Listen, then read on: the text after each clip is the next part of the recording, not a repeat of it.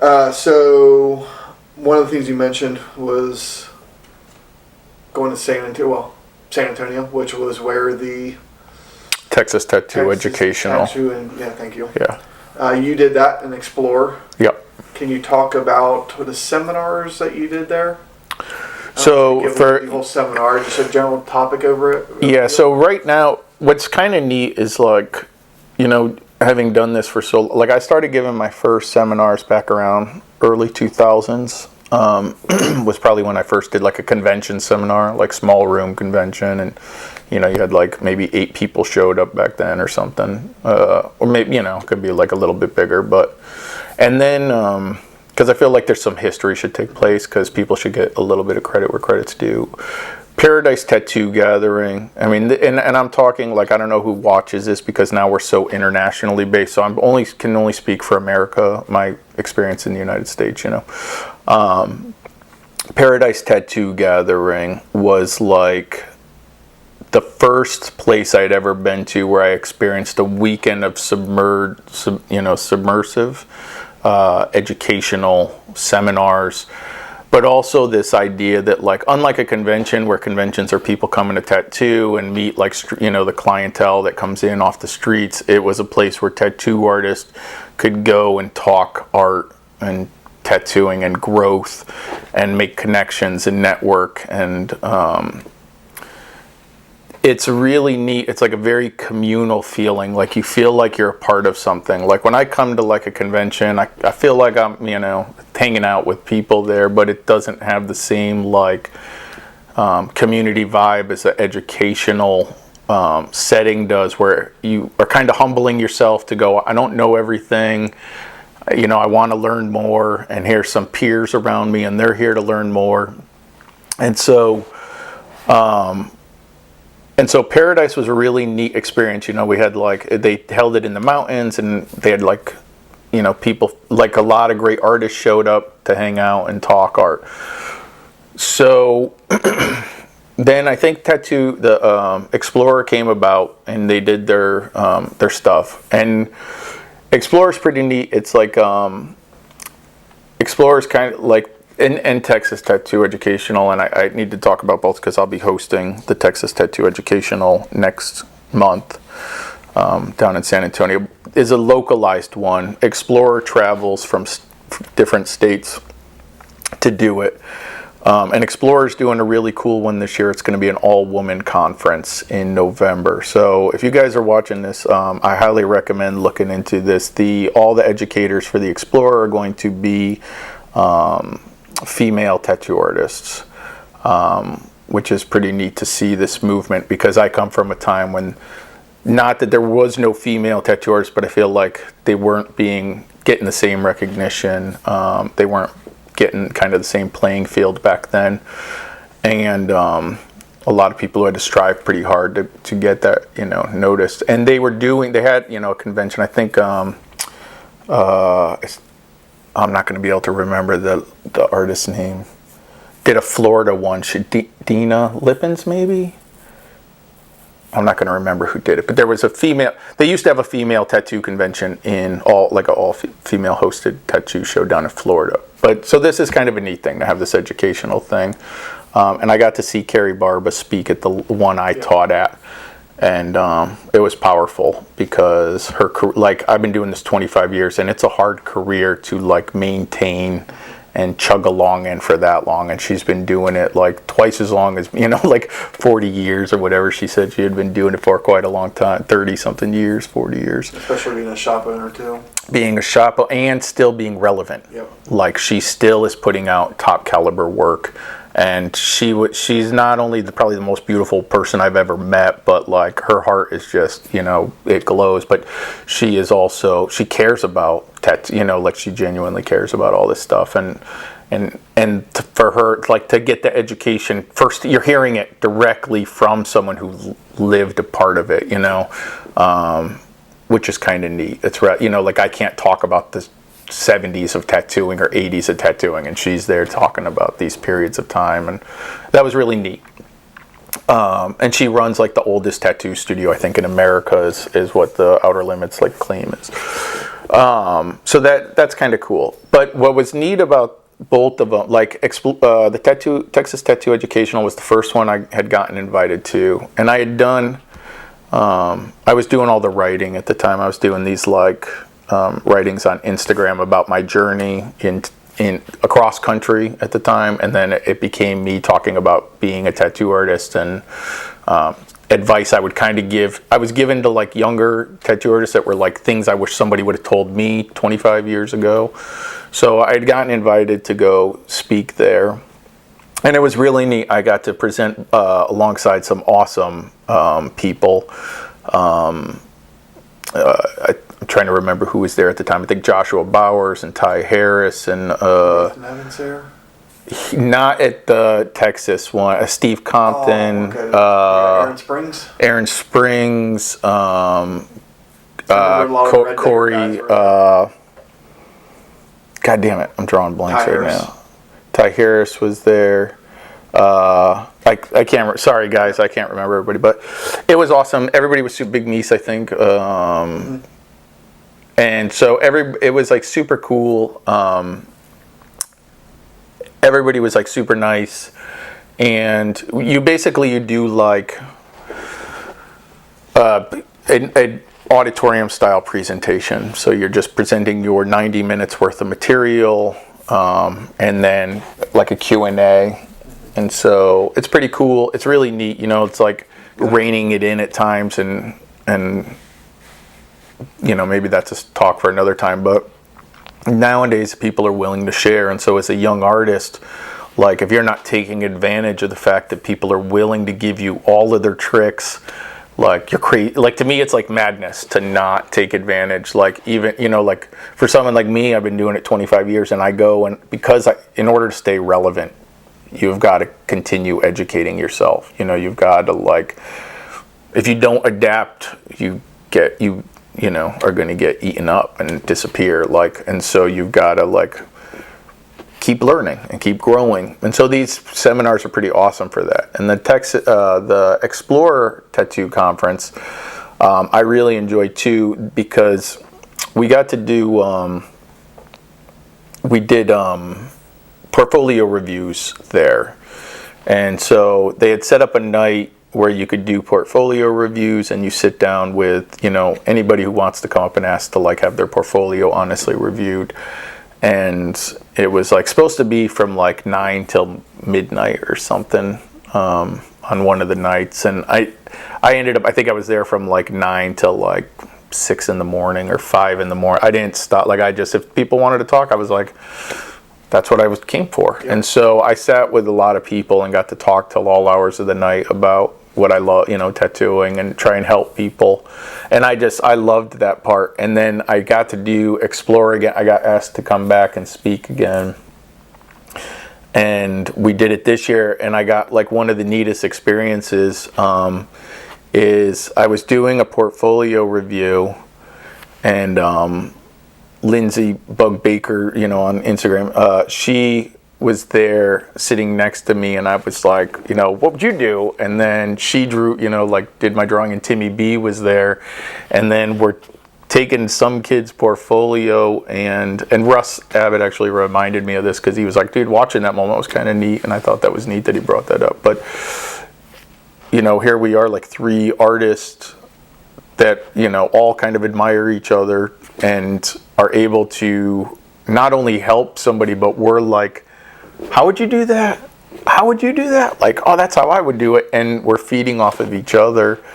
And I'm an older artist, so here I am, and I get to be next to these youthful artists that I'm like admiring. And then I can only imagine like the person who's like, I wouldn't know what it would be like to be like a few years into my career as a tattoo artist, and have people that are like have built careers in tattooing, multiple ones, like willing to sit down and like help my art, but also helping each other along. Like that wasn't a thing that like nobody did that I can remember when I was like tattooing. I mean, to me that would be like if I could, if I was sitting there and like Guy Atchison and Philip Liu or whatever, and Paul Booth came down and sat down, and I mean, maybe different caliber. But if those guys would have sat down with my portfolio in my first couple of years of tattooing, like, I wouldn't even know what that feeling would be like.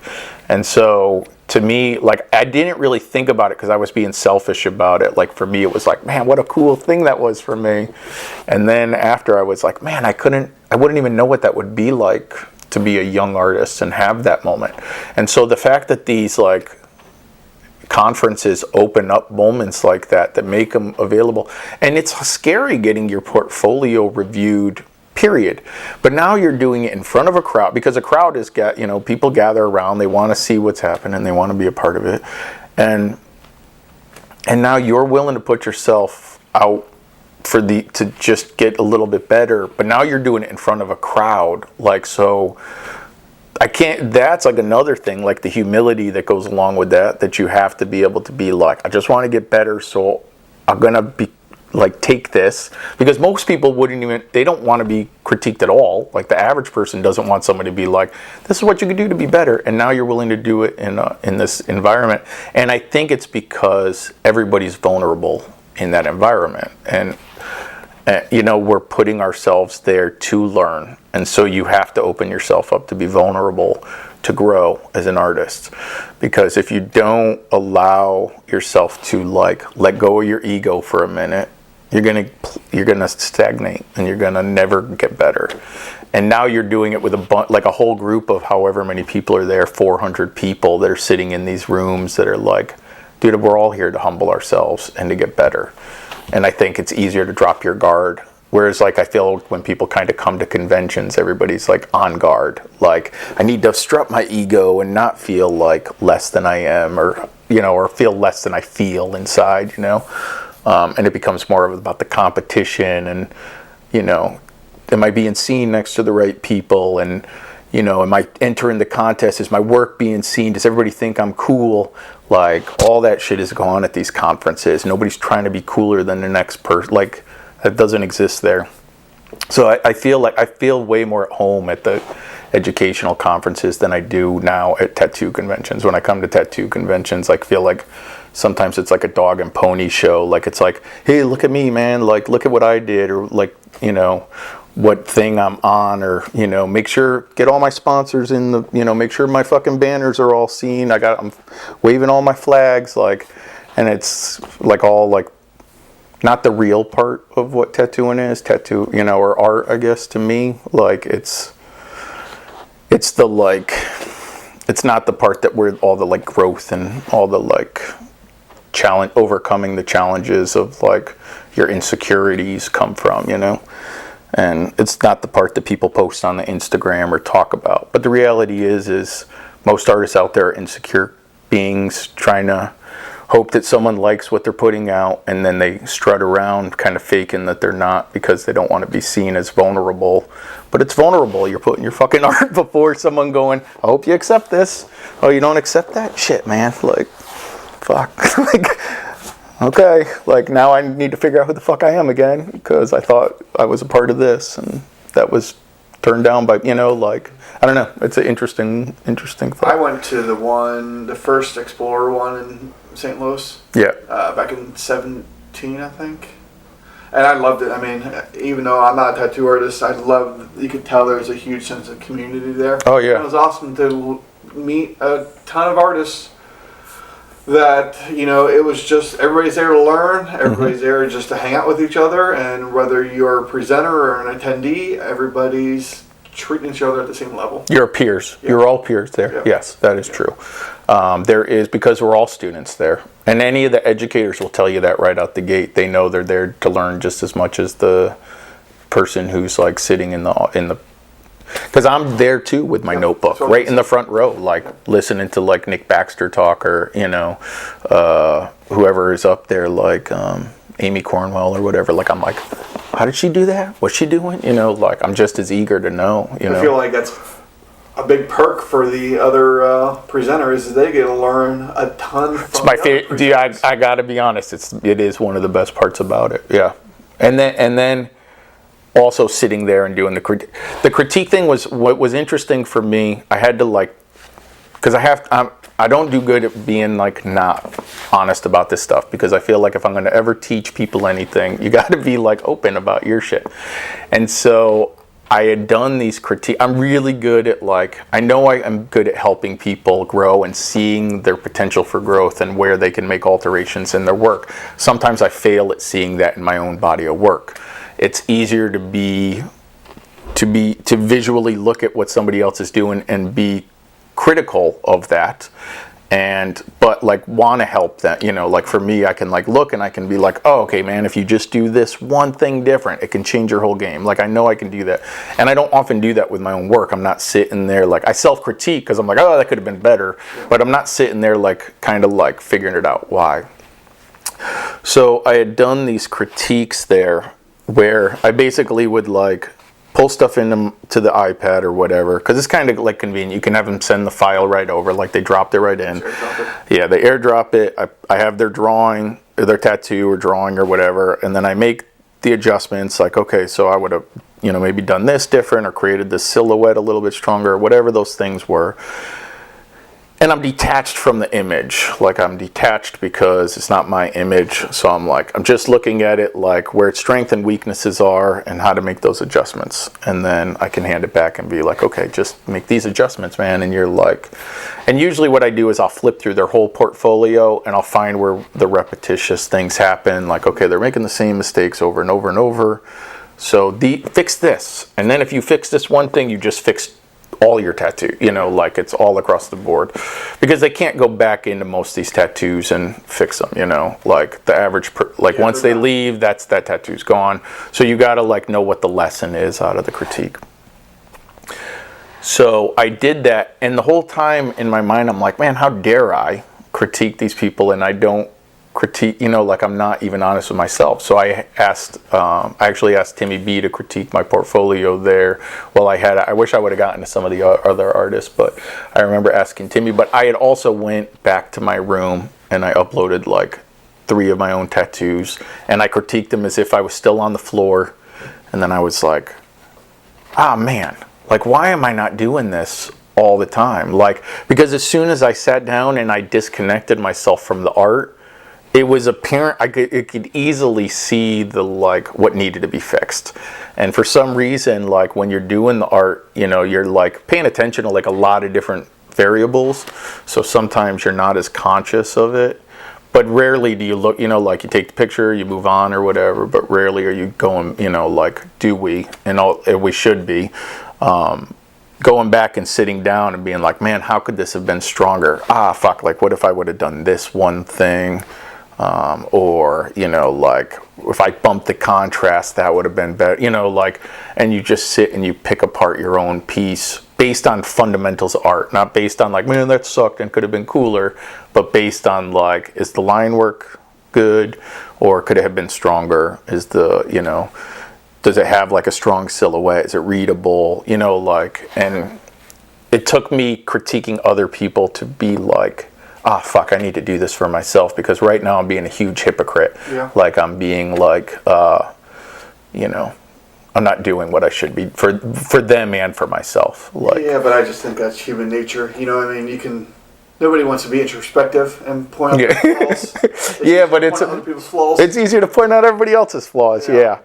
But sometimes, for me, like, that was also part of the journey, was learning to be able to do that. And if I'm not going to take it into my world of art, then, I bet that was an interesting experience for Timmy to critique a mentor's portfolio. It was, I love Timmy B because he's like, one, he's just a phenomenal craftsman, but also because he was he was honest about it too. Like, and some of it was like, do you think it's your best work? Just to, like, it's such a shortcut thing. Like, do you think it's the best stuff you're putting out? Like, and once you like have someone who's willing to, it's not like Instagram, like comment sections where everybody's a dick and they got to say like mean stuff. It's like, you're pointing out stuff to be helpful, to help someone grow. It's not like, I got to do this because my ego needs to shine, so I'm going to say a bunch of mean stuff so I feel better about myself. You're doing it because you're like, man, I know if I say this one thing that may be hard for them to digest, they're going to grow from this one thing. And he was able to, he did it in like such a short, like he did it pretty abruptly in a couple things. And I was super thankful to him, because you can also get to a place in your career, like after doing this for so long, a lot of people don't want to tell you where your stuff can grow. And so I would like ask people to be like, hey man, can you help me out? Like what can I do? And people are like, nah man, it's good. Like it's good. And I'm like, you're not fucking helping me at all right now. Like I need like an honest friend who will sit down and be like, okay man, like this is the area. I need it just as much. And that's why like the Explorer is pretty awesome, because you're getting an honest critique from people who aren't there to hurt you. They're there to help you. I remember, and so that's why I like these seminars, these like things. Dave Tevenall told me that he was doing a portfolio review for, Cooper from Guru. Mm-hmm. He was doing a portfolio review, and Cooper sat down across from Tevenall and like gave him, and Tevenall's like, I shouldn't be doing mine, or I shouldn't be doing yours. The table should be flipped here. You should be reviewing my portfolio, which is cool. I mean, like high level artists or top caliber artists are still going to these seminars to learn from their peers. Yeah. And it's like that too. You also like sometimes you do, like you can, it's hard to critique other peers where you have to separate, like, and know like that person's asking you because they really want to, they want your help, and they're not doing it so you can stroke their ego. Like, that's not helpful for you to be like, it's helpful for you to be like, nah man, everything you're doing is great. Like, just say like what you see can benefit me in the long run if I knew this today. I've been very lucky because I've like Dave Koenig and Joshua Bowers have become really close friends of mine, and I like I have to turn to them for honesty at times, and I'm like, dude, don't worry, you're not gonna hurt my feelings any worse than I've hurt them already during other parts of my life. Like, just help me through this, and then they're like, can give me a clear perspective that I can't see for myself. So, it could just be like, dude, you're having some flow issues. Like, change these lines, or whatever. Dan Pemble's awesome Dan Pemble's fucking critiques are awesome. Russ Abbott's critiques are awesome.